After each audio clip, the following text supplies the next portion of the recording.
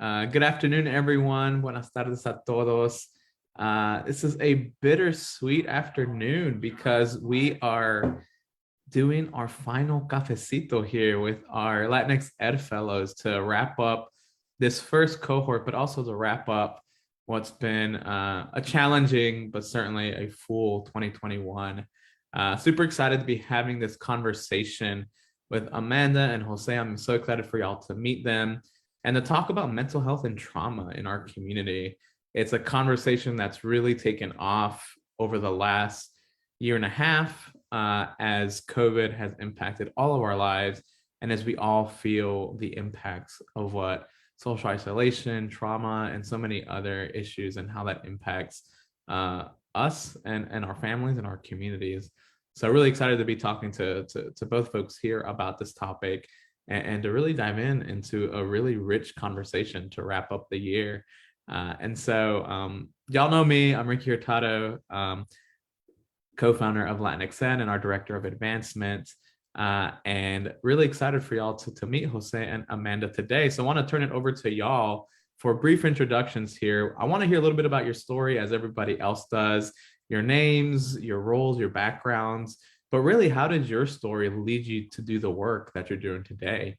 And so, Jose, I'll pass it over to you if you want to kick us off here. Yeah, thank you, Ricky. And thank you for having us here today. We're really excited to be discussing this issue today. As you said, this is a conversation that, especially over COVID, has really been taken to the forefront. And it's really important for our community to be aware about what trauma is and just kind of have a better understanding of how we can mitigate it. But a little bit about my background. I grew up here in North Carolina. In Western North Carolina. I immigrated to the United States as an unaccompanied minor when I was 6 years old. And basically my story kind of, parallels a lot of other immigrant families that have been in this area. My parents, both parents are undocumented. And I kind of grew up in this weird dual world where you navigated school, the American culture, but at the same time, family issues and other family problems that kind of came out.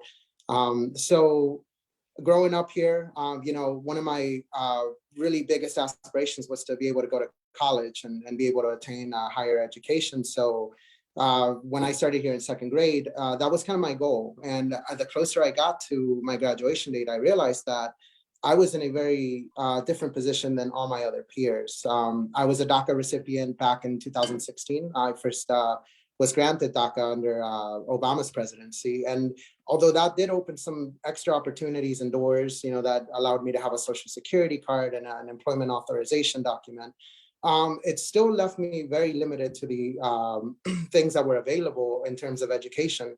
So as I kind of continue that journey down, I realized that, there's a large barrier for people that are in similar situations like me that have a limited status to be able to go to university or even go to a community college without paying an outrageous amount of money.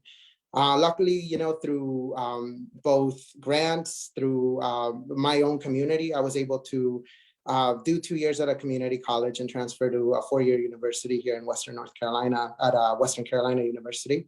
And I did, originally I had the intention to be a school teacher. I wanted to teach history in a high school setting.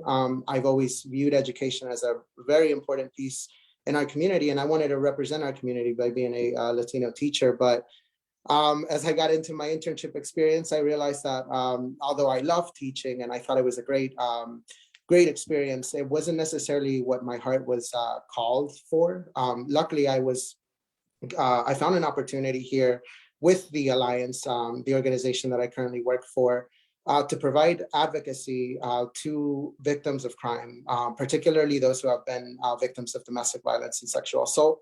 So through this organization, I've been able to really help my community and help people that have been victimized seek resources and find other avenues to find justice. So over the last year and a couple months that I've been at this agency, I've kind of had that vision for our community to help establish a more firm community that is able to, have these discussions about mental health and kind of break that stigma away from what counseling and what that actually means and how that looks like for our community. So I'm really happy to be doing the work I do with the community, and I hope to be able to continue the work here that I'm doing for the next couple of years. No, that's great, Jose. Thank you so much for sharing your story, and a story that so many of the students that we work with share with you. So I appreciate your courage in sharing that and for being a part of this conversation today. Amanda, do you want to share a bit about yourself?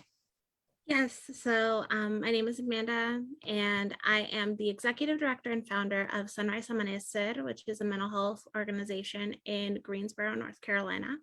My story is a little different. I am second gen. My mom migrated when she was 14, and my main pull into this work was seeing a family member struggling with schizophrenia not get adequate services because he was a migrant and because language access wasn't really there for his population group. He didn't get the same opportunities that other people had.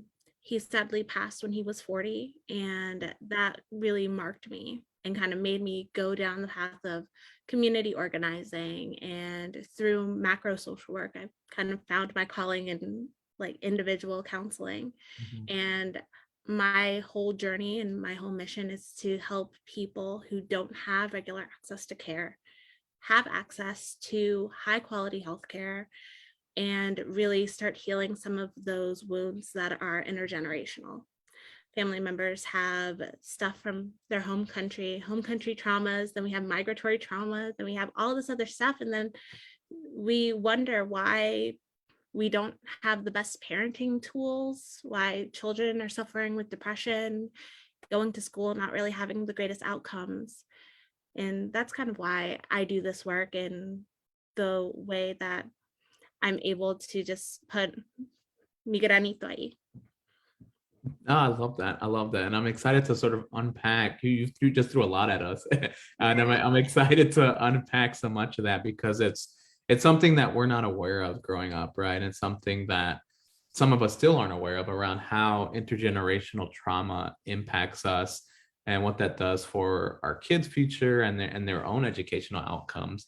But I want to back up a bit here. Both of you have been talking about mental health and trauma. And I know in the education world, the phrase trauma informed has really taken off, right? When we think about programming, when we think about strategies and even advocacy around how we approach many of these issues. But I feel like a lot of us don't even quite understand what trauma is. And so why don't we start there? Like, what is trauma? And either one of you can begin there. So trauma is any adverse event that sticks with you, that stays in your brain and gives you some sort of body symptoms. One of the biggest indicators of trauma, and when we think of trauma, we think of big T trauma.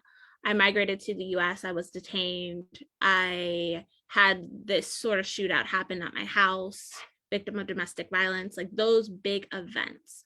But we also have what I call lowercase T trauma, which is I was invalidated with my feelings growing up and nobody noticed. And I gaslit myself into thinking that I didn't matter.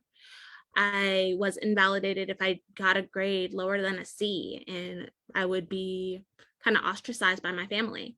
And now I have this intense fear of failure, and it goes back to that.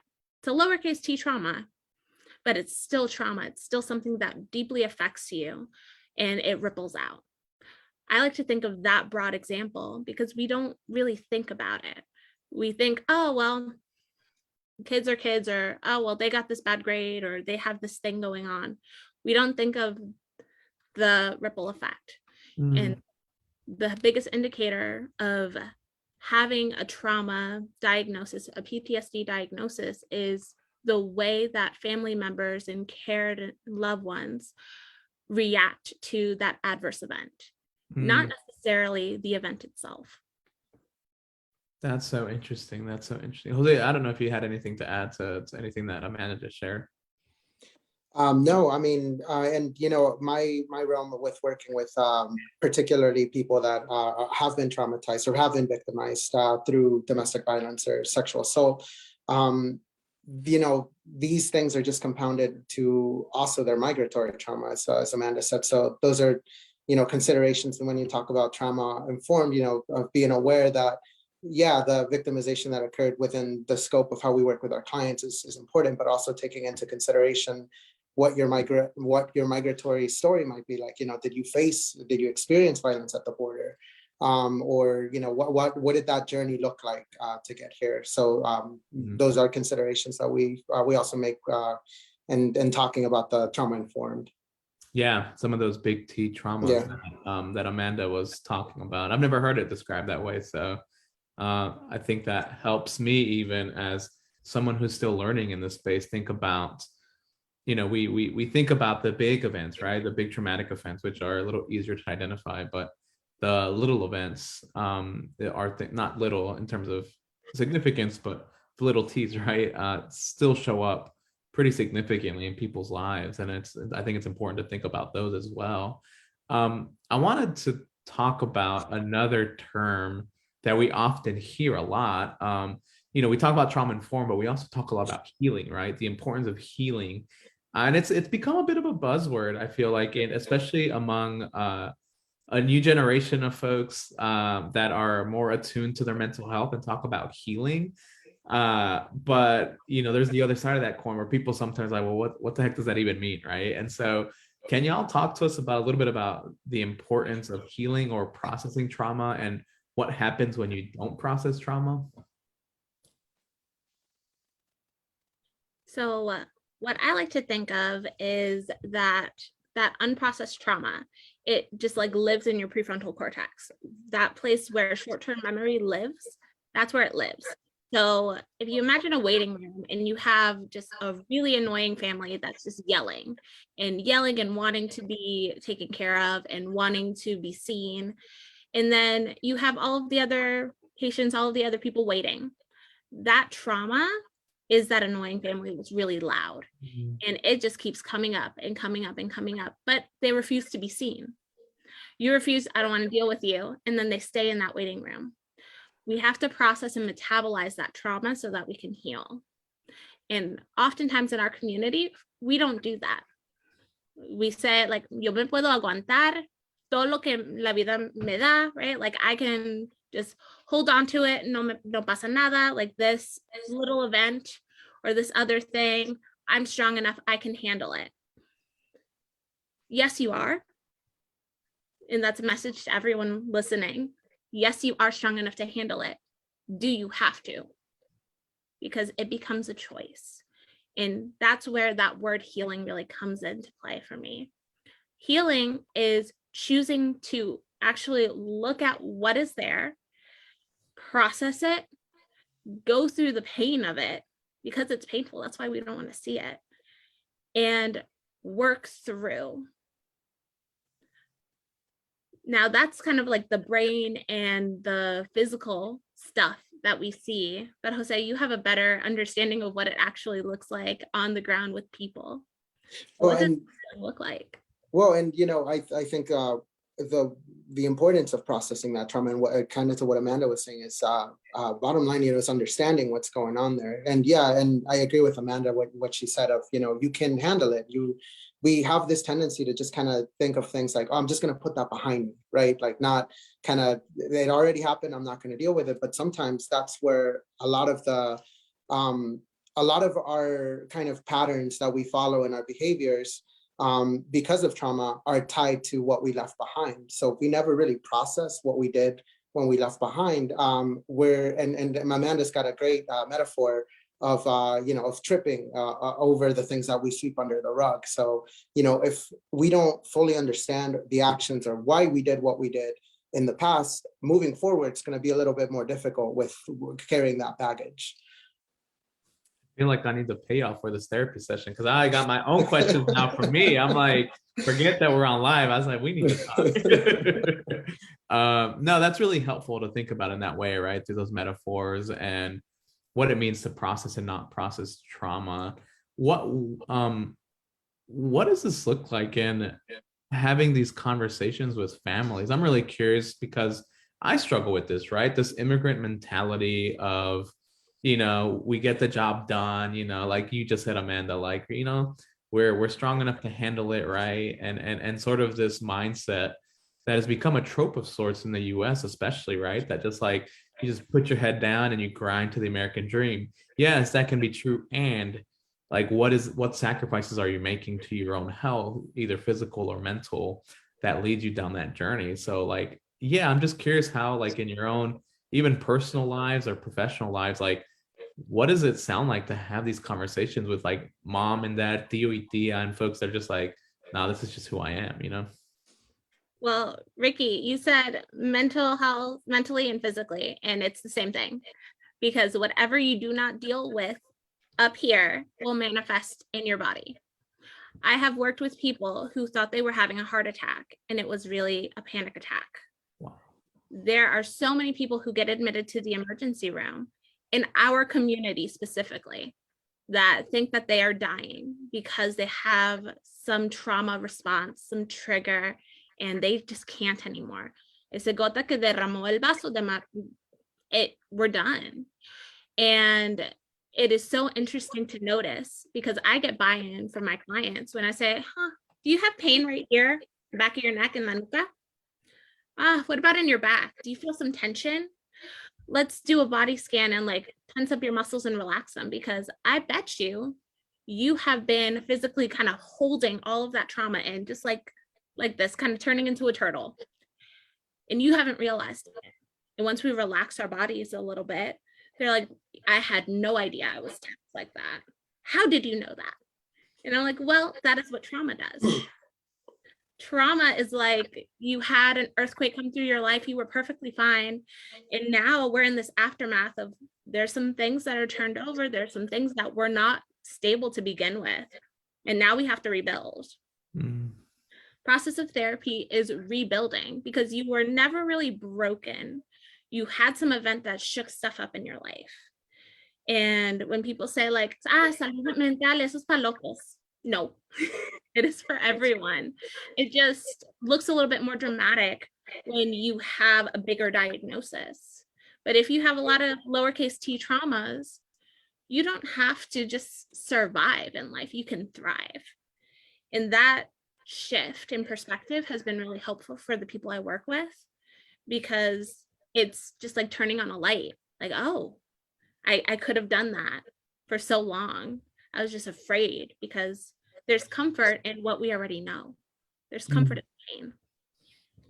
And, just to add a little bit more about the reaction and having this discussion professionally with clients, at least in our communities, a lot of times, and Amanda said it perfectly, they say this is para locos, that's for crazy people. That's I'm not crazy. It's a very negative view on what mental health, what consejería is, what a therapist is. And a lot of times as we talk about, whether this would be a good fit for you or not to be referred over to therapy, they realize like they don't fully understand what therapy is or even the role of a therapist. So as we explain that and break that down, it becomes a little bit more something they're willing to do.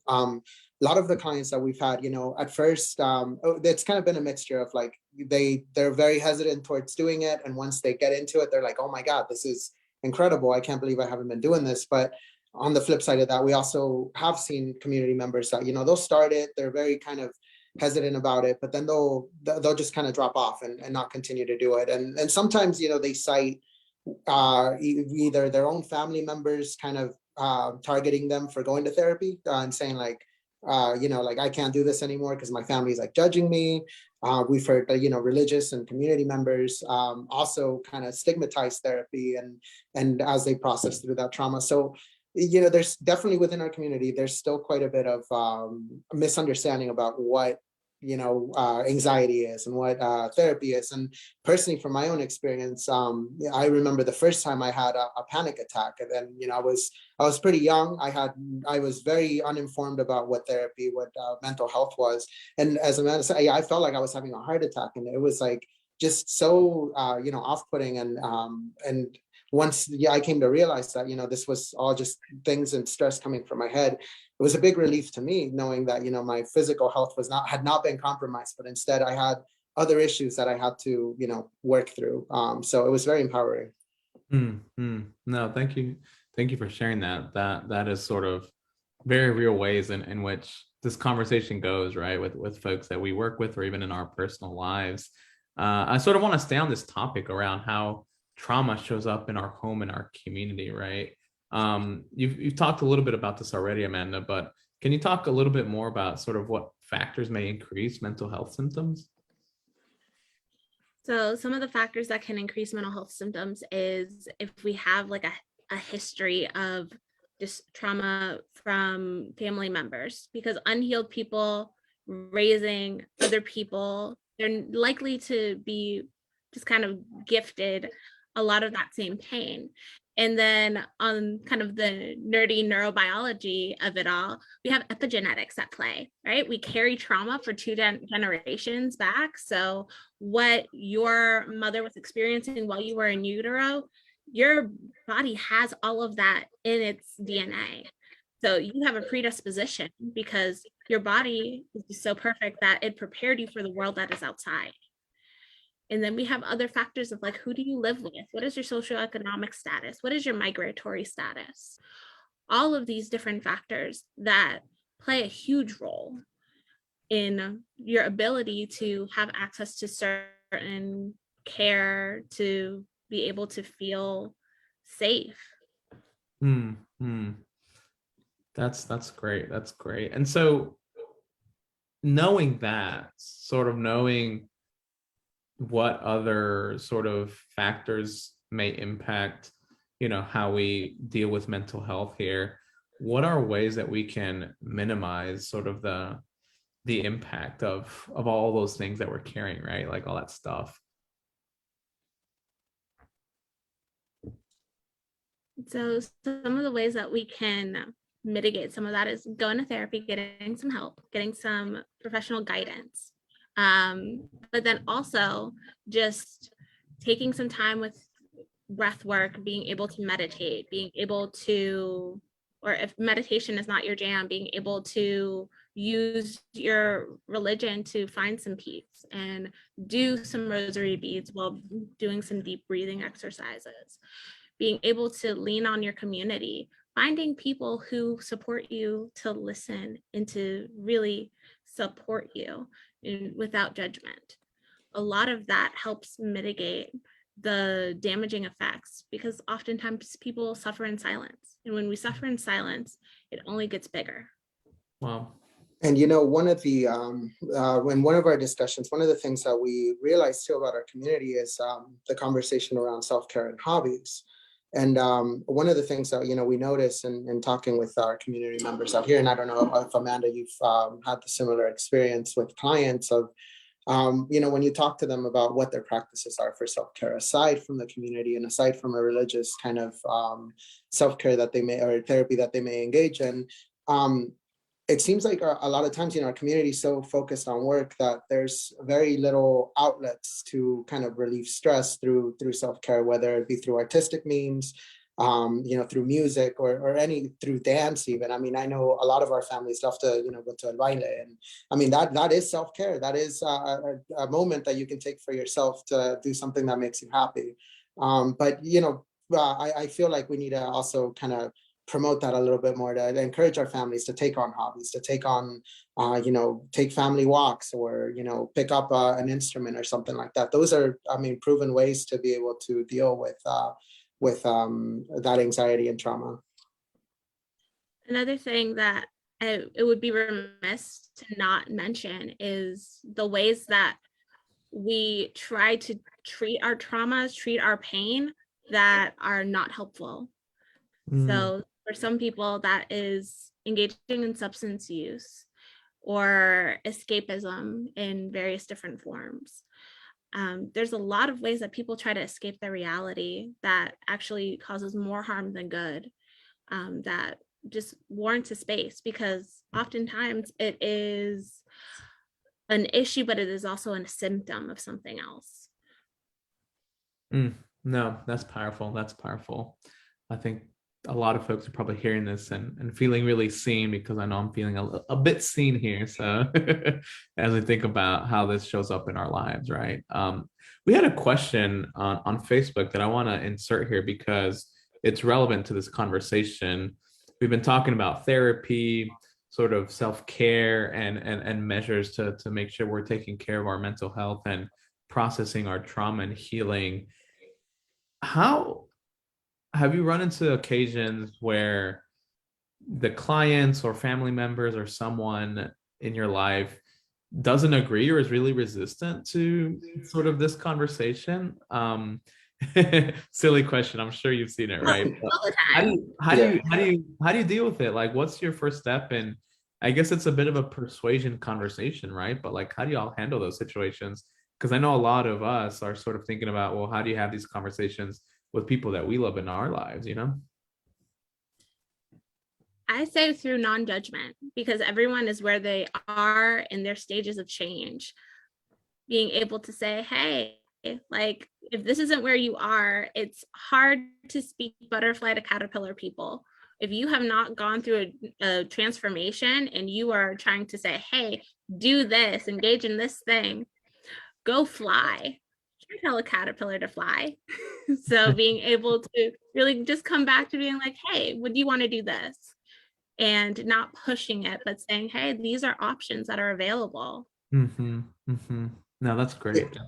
definitely coming from a place of no judgment has and you know, that's something that we're very straightforward with our clients when we talk to them, of telling them, you know, we're not here to judge you, we're not here to, we are here to assist, and um basically putting it in their hands to make that choice. We can't ever, you know, you can't force anybody to seek treatment. That's got to come, that first step's got to come from them. But definitely one of the things that I have found very helpful, and it's a metaphor that Amanda said earlier, about the mental and physical you know, things kind of mixing or like coming together.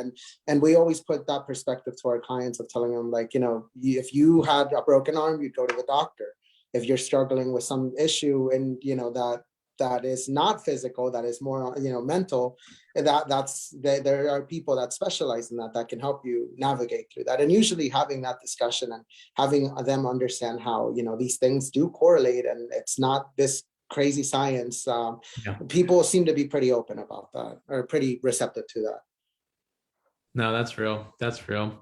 So on the other side of that, right? There might be a conversation where folks are resistant to hear it at first, and you sort of enter into this like non-judgmental conversation. But sometimes, and I know this is the case for me many times, right? Where so much of what y'all have cited, when you're first experiencing it, you may not realize that you're having a reaction, you know, to a traumatic trigger, right, in your life. And so, how do you tell when someone is struggling with trauma, right? A friend or a loved one, and are there ways that you can help them through that process? How do you tell when someone's struggling?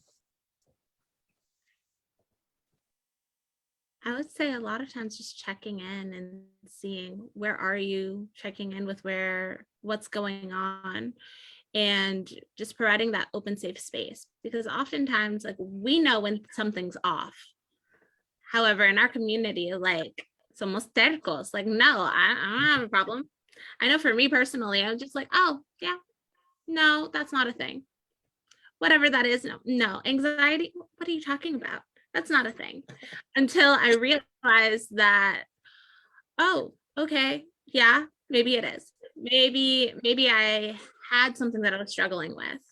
And by being able to have open conversations with people who are also open about what they're struggling with, that opens the door. Yeah. Oftentimes we don't open that door for ourselves because it's scary. We're not taught how to navigate any of these emotions.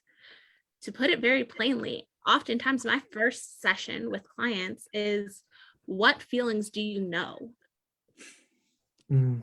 And when you talk, and I'm going to put some people on blast, to some Latinos, some males, y'all are not often taught more emotions other than, you are allowed to be sad, you're allowed to be happy, and you are allowed to be angry.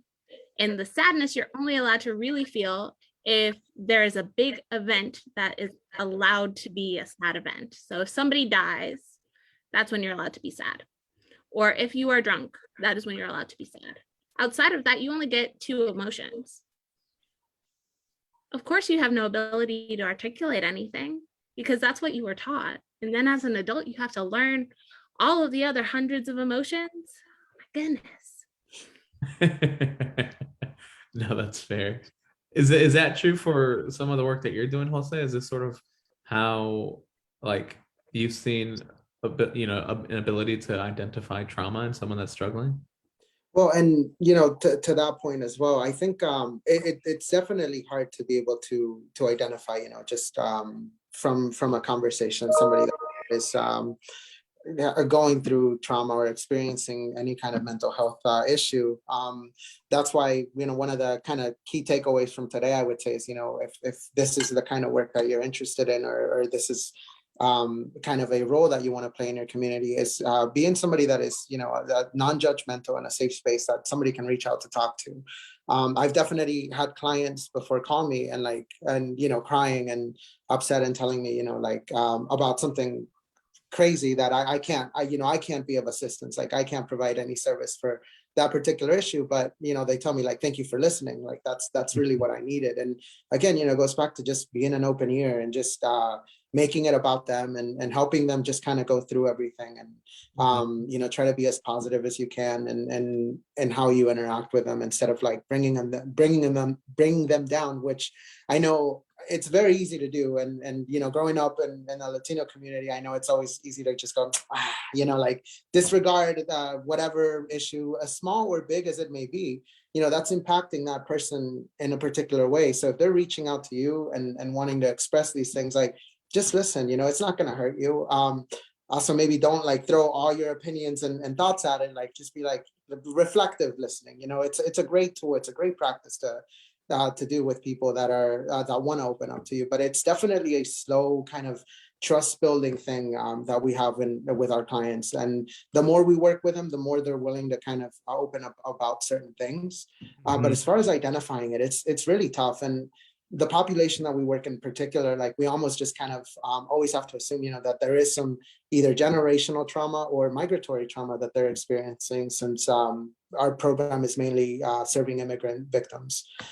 So just that consideration alone is, like I said, having that open ear and being there for somebody is big. Yeah. Wow. No, that's great, Jose. Thank you for sharing that. Amanda, you had something else? Yes. And just one thing, just so that everyone listening kind of hears, is that when you are actively in a crisis situation, there is no way to tell that you have any trauma symptoms, because you have tunnel vision on that crisis situation. So if it is a situation of domestic violence, there is no way to process that pain while you are actively in a domestic violence situation. If you are actively in the court system because your migratory status is on the line, there is no way for you to process that trauma or identify that that's there. So just as something to just give you some peace of mind and to have some grace, where it might be that we're having all kinds of body sensations of like, ooh, this is resonating. I'm feeling all of the things that have been said, and the judgment wants to seep in. It's completely fine and valid, because this is all new information. And oftentimes we don't have the capacity to even get to it because we're in crisis after crisis after crisis. Wow, no, absolutely. And that's a really good point to make and to remember, right? As these things show up in our community.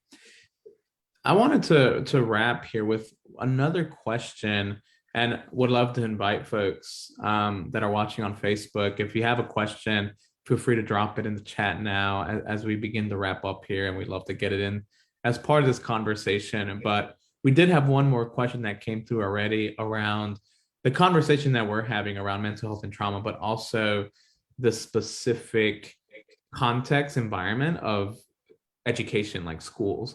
And so we've all have our own educational experiences, right? Through the K through 12 system, whatever that looked like. and then we have varying experiences throughout post-secondary, right? Community college, or university. When you think about all of these systems, and then we think about our students and families that are often engaging with their own trauma, having to navigate these systems, what makes you sort of what are resources that you think these institutions need to better be equipped to support the needs of our students? And so, in your dream scenarios, what resources do schools have that would have better supported you or your clients as you think about how we better equip these institutions to be more trauma informed? Spaces with representation. So I find it all the time that people flock to our organization because we're bilingual, bicultural, but the bicultural ends up being the primary thing because they don't have to explain why the family system is the way that it is. They don't have to explain that, like, I'm not going to break a relationship with my toxic mom because she is my mom, because family is a big value. So having that representation, having not just cultural competency trainings, which is like my pet peeve, and I can go on a whole another like hour rant about how cultural competence isn't really a thing. It's cultural humility, because if we're talking competence, we are trying to put all of the Latinx experiences in a box, and we're not all the same. And we all have different, it's just varied. People are people, and people are different. And we can't be competent in people, we can be humble. That's real. I love And, that. with the representation thing, I think just understanding at a younger age, and kind of getting a better sense of what it is like to be somebody that speaks a second language at home, and having that kind of ability to maybe also do that in school with a fellow teacher, with somebody that's an administrative person in the school. As Amanda said, that representation part is I feel like was also missing, at least for me, in K through 12 in the school systems. Just it was always weird, just feeling so alien. I mean, and I hate to use that word because but it really just two different worlds. So it's kind of hard to say, like, a liaison that helps families, being able to do that. But even just like a school counselor that is, informed on what different family situations may look like because of immigration, and like the needs that those families may have. I feel like those supports were never really there. For example, if I had trouble with schoolwork, I can't necessarily go to my parents to help me, figure out algebra or trig. There's no support for students in our school systems at the moment that are in situations like that. They have to resort to outside tutoring, which hopefully that's widely available in the regions, but a lot of times it's not even provided through the school itself. It's separate after school programs. No, that's such a great point. So yeah, those are really helpful sort of insights there to think about the intersection of education and our mental health systems, and how we sort of begin to think about those more integrated moving forward. This has been really insightful, y'all. I think this has been one of the most informative cafecitos we've had yet, because I think it's a topic that is really not talked about still a ton, even though it's gaining more momentum. And honestly, a conversation we all need to be having in our families and in our communities to make sure that everyone is addressing their mental health needs, especially as we continue to navigate a pandemic that has really impacted the Latinx community across North Carolina. So really appreciate y'all's time. Would love to turn it over to each of you one last time. If you have any closing thoughts or remarks, as we sort of any final parting words for people to think about as they think about addressing mental health issues in their own community. Amanda, I'd love to start with you. I'm going to just like, this is my tagline, and this is just what I say to everyone, just surviving is not enough. We are entitled to thrive. And just because we have been taught, like, hustle, do this, we're against the 8 ball all the time. We don't have to live our lives in that mentality. we have the opportunity to thrive. And I welcome everyone to just kind of soak that in and see what that might look like for you. Yeah, no, that's, I mean, I agree. That's an amazing way to put it, Amanda. And, you know, I think one of the things that I did want to mention just briefly in terms of how we view ourselves, just kind of like in education, like the school system, right? The idea of identity. And I think that's something that we've talked a lot about in our cohort. Something that I've personally been struggling with here as we talk about it more in our cohort. But, you know, that sense of understanding where we came from, understanding our experiences, seeking help if we need it. You know, those are all important questions that need to be answered for everybody. So finding your community, finding the people that support you, surrounding yourself with those people, and you know, moving on forward, trying to live the American dream. That's how we find success, hopefully. So No, that's great. That's great.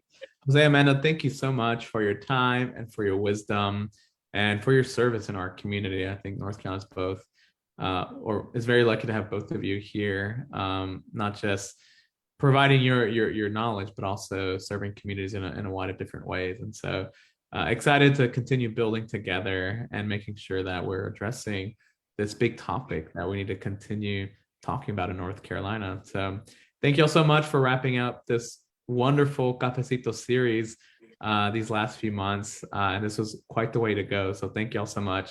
And for folks that are watching now, I did forget one thing here, because I know people are hungry to continue learning more from y'all. So if they want to get in touch with your organizations or you in general, would you just love to briefly just provide how they get in touch with you, with your social media or any other ways, websites? Yeah, so we are at Sunrise Unpack Services. That's our tag if you look us up. And our website is sunriseunpackservices.org. And you can drop us an email, send us a phone call. We are here to serve, we are here to help, and we're here to help build community too, if you are a community builder. And for us, the 30thalliance.org will give you a lot of information about the programs that our organization offers. Aside from the immigrant victim outreach program, we do have other programs that help veteran outreach, elder abuse, and children exposed to violence programs. So if anybody's interested in that, please check out our website and follow us on Facebook. That's great, y'all. Well, happy holidays to both of you. Happy holidays to everyone watching. Really appreciate y'all and excited to close out the new year with y'all, but also open it in partnership as we continue doing this important work. So thanks so much, y'all. Y'all have a good night.